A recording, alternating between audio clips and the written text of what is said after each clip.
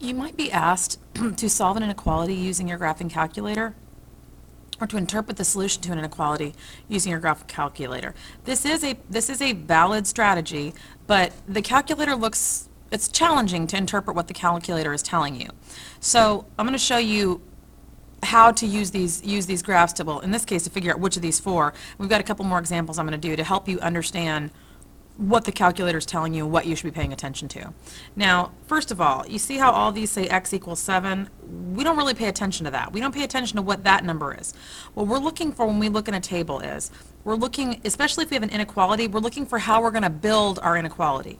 Okay, so we look for the row where y1 and y2 are equal. In this case, that row is 5.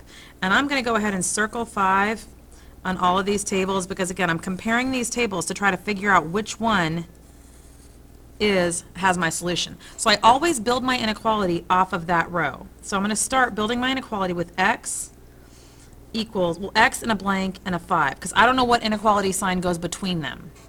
Okay, so first thing, so that's the first thing I know. I know if I had solved this as an equation, if that was an equal sign, the answer would have been x equals 5.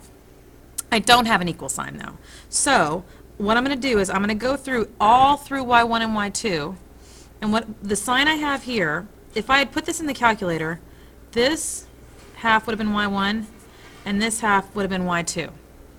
So I'm going to use this sign between y1 and y2 to try to help me figure out which of these tables matches what I'm seeing. Okay, so I'm going to go through, I know that 13 equals 13, 1 is less than 13, so everything up here is less than, that means everything up here is greater than. And again, all these tables are the same. I know this seems kind of crazy, but again, this is just how the problem worked out. Oops, I put that in the wrong, pretend I didn't do that. There we go. Okay, so now, the rows that I'm allowed to use are the rows where y1 is greater than or equal to y2. So that would be this row, and this row. So 5, 6, and 7. Right here, this is the table that has the values that I want. Because y1 has to be greater than or equal to y2, and in these rows, y1 is greater than y2. So this graph right here is the one that's showing me that my answer is correct. Now this one, the problem with this one is they circled everything that was less than or equal to, so this answer is x is less than or equal to 5. This one is, they're circling the y's. The y is not the answer. The answer is going to be in the x column. So these are just wrong. They circled the wrong thing. Okay, so let's try a different one.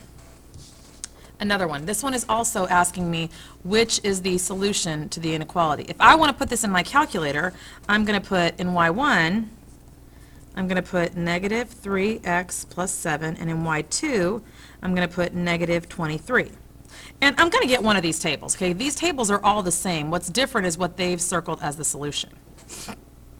So first thing I do is I look for the row where y1 and y2 are equal. Again, I don't care that the table at the bottom here says x equals 13. I don't care about that. Okay? I care about the row where y1 and y2 are equal. Okay? So that means my solution has to do with 10. If this had been an equal sign instead of an inequality sign, then I would have said x equals 10 would have been my solution. So now I'm going to look. The inequality sign they have is greater than or equal to. So my answer, my y1 has to be greater than or equal to y2. So I'm going to start analyzing this. Negative 14 is greater, so these are all my graters. That makes these my lesses. I'm just going to go ahead and look at this one table. So I want y1 to be greater than or equal to y2. That would be these values, which means 7, 8, 9, 10. Now if I look at these values are less than 10. So less than and equal to 10. So when I look at the x values that make that y1 equals y2 true, they are the values that are 10 or less. And that's why the answer to this inequality is x is less than or equal to 10. And as you see right here, we obviously had a sign flip, which makes sense because the 3 was negative if we had actually solved it by hand. Let's try one more.